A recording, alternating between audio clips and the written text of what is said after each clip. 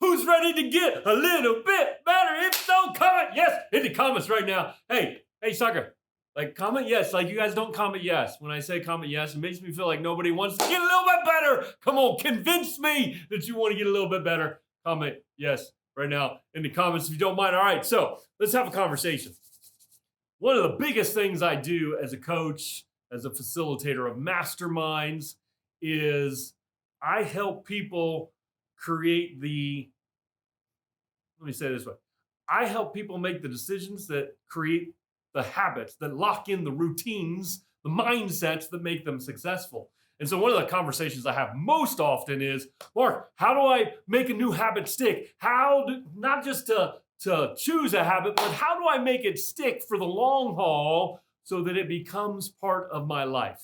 And, most people are like, man, I've tried it all. Like I did this and I did that and it just didn't work. And so, I think the first step to making a habit stick, if you've been feeling some of those things and thinking some of those things, is stop lying to yourself. Come on already. You haven't tried it all. You didn't do it all. Here's the number one thing you need to do if you want to make a habit stick. By the way, I love you. Like, I'm not like getting up in your grill because I love you and I don't want you to keep making excuses that keep you from having the life that you desire and the impact that you were created to make, right? So the number one thing you need to do, and I'm borrowing some language from a mentor, Tony Robbins, is you need to decide, commit, and resolve. That's all one thing. Decide, commit, resolve. See, like a lot of people, they make a decision, but it's not a real decision until you've actually taken action. Another quote from Tony that I love, he says, never leave the site of a decision without first taking action. Some of you decided to start a habit and you're like, yeah, about a month ago, I decided, you haven't done anything. Come on already. It's time to decide, commit to do whatever it takes and resolve. I don't know if you got any fans of the series, the National Treasure movie series. If you like the National Treasure movie series, go ahead. It's a good flick, people. I like it. I like some Disney movies. Anyways, he talks about the word resolve. Like, would they resolve? They held resolute, right? That's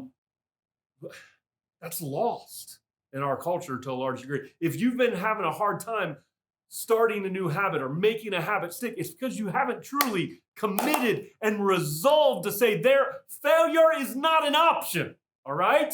And so, like, you got to get to that level of commitment. If you don't get to decide, commit, resolve, like if you don't take it through that, you're never going to establish a new habit.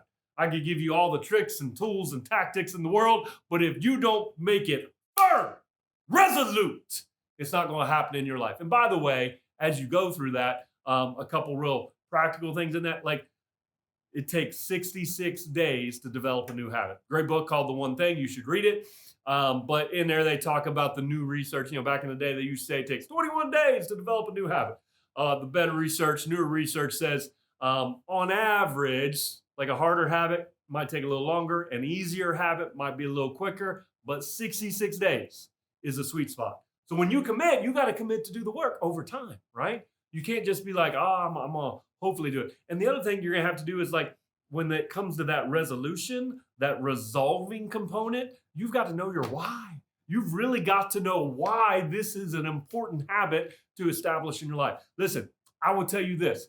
You never, ever, ever will graduate beyond needing to establish and lock in the right habits in your life. Just having a coaching call today with a client, and he started to kind of beat himself up a little bit. And I was like, bro, no, don't beat yourself up. Just commit and resolve to get back on the path. All right. So you got to do the work. You got to get the why. Now, let me give you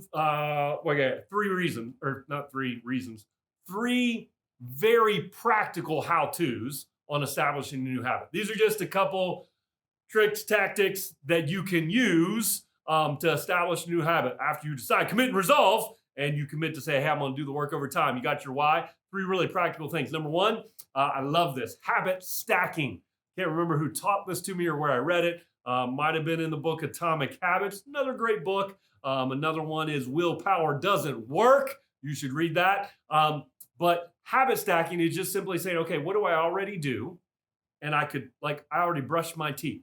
All right, brush my teeth every morning. I know you're glad to hear that. But if I brush my teeth every morning and I want to add daily affirmations, I could say, you know what? I'm going to brush my teeth. And then while I'm still looking myself in the mirror, I'm going to say my affirmations of I am trust, I am alignment, I am rhythm and rest, energy. Like, these are my values. I say them every day. But I could stack one habit on top of an existing habit to begin that new habit. So habit stacking is a great, great asset. Number two is this is so simple, you're going to disregard it, but I'm telling you, this works. A visual tracker.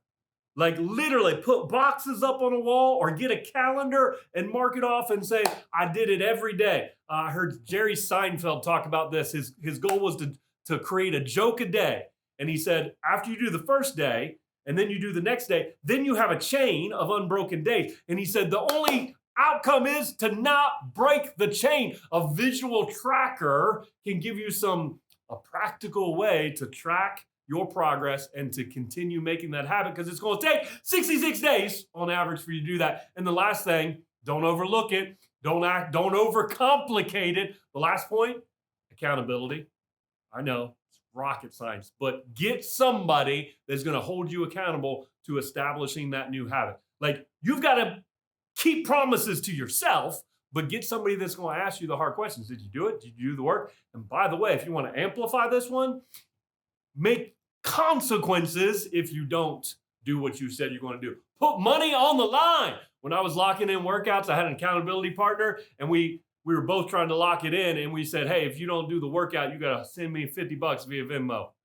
I'll be transparent and say I've sent her $50, but only once, people, only once, because I knew she was going to ask me. And so get some accountability, put some cost on the line so that you lock it in. So you want to establish a new habit? Decide, commit, resolve, and then get practical in doing the work, because you can create the life that you desire, create the impact that you desire, but you're not going to get there without the right habits to support that. So I hope this served you. I'd love it if you drop in the comments right now. Tell me what you're going to apply this week, because never leave the site of a decision without taking action. What you want to take action on this week? Drop it in the comments right now. I'd love to hear about it. Listen, I love you people. This is where you should get off this video right now and go out there and give your greatness to the world, because somebody needs what's on the inside of you. Don't hold it back. Go out there and give it away. I love you guys. Have a great day.